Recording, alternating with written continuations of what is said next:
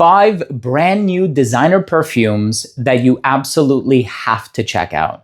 So all of these, for the most part, are brand spanking new, with the exception of one of them, which I believe came out towards the tail end of 2024, but with all due respect, it's brand new. It's freshly hit the market. All of these fragrances are ones that I would totally recommend you try. They all have something really special about them. And of course, I'm looking at the performance, I'm looking at the novelty of it, I'm looking at the originality, and of course, the overall smell. I personally love all 5 of these fragrances.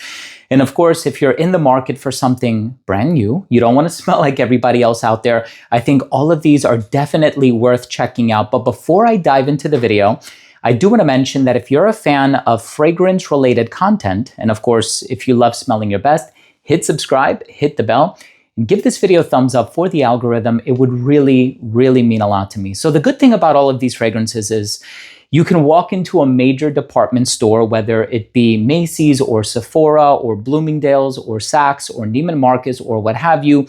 For the most part, you're not going to have a hard time finding any of these fragrances. And these are big name brands for the most part. As a matter of fact, all of them are some of the most well-known designer brands. And there's a little bit of variety in here. So you'll have some sweeter profiles, you'll have some darker profiles. And then of course, you also have some that are on the fresh and fruity side of things. But with that being said, let's just go ahead and dive into the list. And the first perfume that I want to talk about is actually by Thierry Mugler. And this one is called Angel Stellar. Now, of course, Angel Phantasm came out towards the tail end of last year. I got the men's version, I got the women's version, and of course, I am a huge fan of that fragrance as well. This entire line is a line of which I am a huge fan. What is going to be the difference with the brand new Angel Stellar?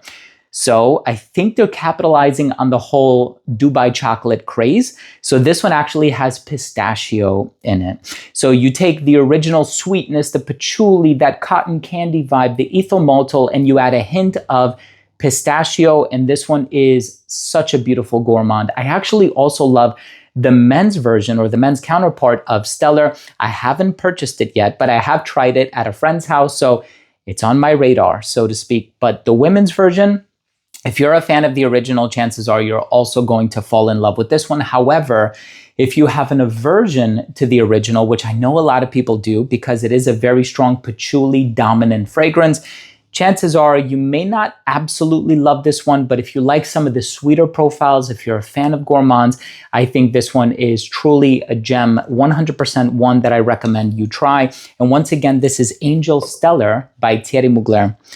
The next fragrance that I want to talk about, again, brand new, and this one is not capitalizing on the pistachio craze.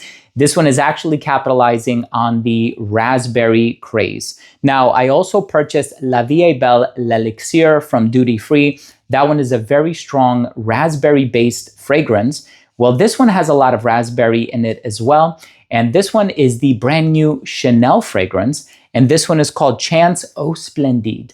So if you're familiar with the original, you know it's a very bright, fresh, musky, almost citrusy hyacinth fragrance. I know that's certainly the case for Eau Tendre. Eau Tendre is a very strong hyacinth-based fragrance.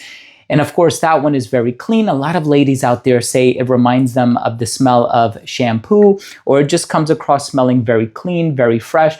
Well, this one definitely takes it in a darker direction. It's dark, it's sweet, it's fruity, it's playful, it's flirtatious. But of course, you have to be a fan of raspberry to really appreciate this fragrance. And I certainly do. I love this perfume 100%. It is such a favorite of mine. I also really love Chance Eau Tendre. That one is very easygoing, so easy to recommend. This one, I'm gonna approach it with a bit more hesitancy just because I think it's more idiosyncratic. I think it's more of an acquired taste. You have to really be a fan of raspberry and some of the sweeter profiles to appreciate this one. However, it's not going to be as gourmand leaning as the Thierry Mugler fragrance that I spoke about. The next one on this list, also a brand new fragrance. And look, if you're a fan of Francis Kurkdjian, and of course I have several fragrances from the brand, one that I've been wearing religiously as of late is Masculine Pluriel. You can kind of tell I have gone through so much of my bottle. But of course, this is not for MFK, which is his brand. This is actually for Christian Dior. And you all know Francois Demachy was the creative director and the in-house perfumer for the brand, and that's changed. Now it's Francis Kurkjian, and he's basically composing everything that the brand has been putting out as of late. And this is the brand new Boa Talisman. Now, of course, this is vanilla, this is sugar, this is smoke, this is such a sweet yet dark and entrancing fragrance. The only drawback to this one is that I personally find it to be more appropriate for the colder months of the year. So fall and winter is really where it's at with this particular fragrance. However, if you're a fan of some of the darker, richer profiles, if you're going to be wearing it in a climate-controlled environment, I'm going to be honest with you, you can wear this one in the summer. Wear it indoors, wear it in the evening when it's a bit cooler outside, especially if you live in a bit of a colder climate, if you happen to be living a little bit farther up north. Boa Talisman by Christian Dior, part of the Maison Dior line, which used to be called the La Collection Privée. I think this is fantastic. And I know he's done one other one way back when, which I was so fortunate to purchase a bottle of, and it's called Eau Noire. The recent renditions of it, unfortunately, do not smell quite the same, but Boa Talisman is phenomenal.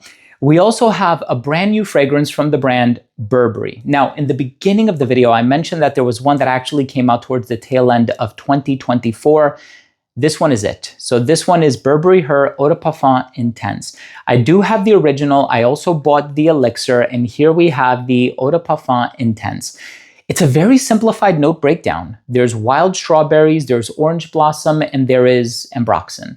So it's fresh, it's fruity, and I'm gonna be honest with you, aesthetically, it is similar to this one, more of a raspberry touch, more of a strawberry touch. This is very youthful, it's very playful, the longevity is there. The original is also great. I believe the original was done by Francis Kurkjian, and then the elixir version was done by his understudy at the time, Jerome de Marino, who worked at Takasago, and then he switched to Man. I'm not sure about this one, but it's aesthetically similar to the previous iterations from the brand. And I love this one. I can't get enough of this one. I am thoroughly enjoying this fragrance. And I think it's such a great fruity yet fresh, easygoing fragrance. I love the feminine appeal that is brought forth to the composition through the use of orange blossom. And then there's also this freshness with the ambroxan. So it has this complement getting appeal to it. And I'm personally a huge fan of all of the Burberry fragrances, but let me go ahead and talk about the perfume that, in my opinion, is in the #1 spot. Look, I love the original. I love the intense version. I love so many of the flankers. And when I tried this one, I thought to myself, holy cow, this is incredible. This has rum, it has vanilla. It also has a bit of that fruity floral profile of the original. And that, by the way, I shouldn't be saying the original because the original is one that a lot of people don't talk about. I purchased it right when it came out, but they changed it considerably. So the original to which I'm alluding is Donna by Valentino. And then, of course, they came out with Donna Born in Roma, which is a flanker. And then I also love the intense version of that fragrance. I think I purchased almost all of them. There are a few that I didn't get. I believe Green Stravaganza is one that I just didn't get on the women's side of things. But there is one that came out this year. It is brand new. Like I said, this is rum, vanilla, it's boozy, it's sensual, it's flirtatious, it's perfect for a night out. It conveys femininity, a youthful appeal, but there's a hint of danger to it that I really, really love. Again, if you're in the market for a new fragrance, you don't want to smell like everybody else, I highly suggest that you check this one out. And this is the brand new Donna Born in Roma Extra Dose. This stuff is amazing. Please do not miss your opportunity to check this fragrance out. If you're a fan of that original DNA, you want something that's a bit darker, a bit more daring, a bit more gregarious, if you will, this one is phenomenal. Once again, this is Donna Born in Roma Extra Dose by Valentino. And the price is in line with most other designer fragrances. I'm not going to call it affordable. I'm also not going to call it expensive either. But 5 brand new designer perfumes that I highly recommend you check out. And as you can tell, most of these have been for the ladies.